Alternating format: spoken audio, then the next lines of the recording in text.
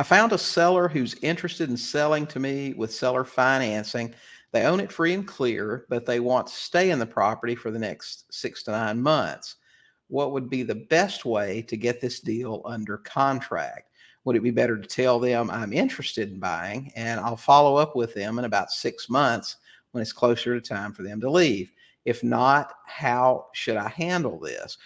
Well, if you've got a motivated seller that wants to sell you a property and they're going to sell it with seller financing, nothing's stopping you from buying it right now. I would set up an arrangement with them to be able to buy it and defer my payments until they vacated the property. That way, you're going to get ownership. They won't change their minds, and no one else can come along and tie that deal up and keep you from getting it. If you've got somebody that is open, a seller that's open to any type of creative finance, and whether that's sub two or selling to you with seller financing at terms that work for you, then you should go ahead and do it.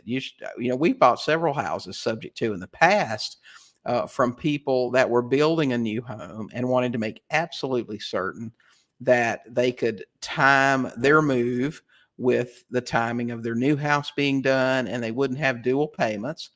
And so we've done that, and you can certainly do that with somebody doing some seller financing with you. Just set it up where you can take ownership. You can take the tax benefits from that. They can either rent the property from you during this time, or you can certainly set up some kind of arrangement to do that. So I wouldn't wait. I would go ahead and get it under contract and get it closed and just work out the terms of the deal to coincide with when they move.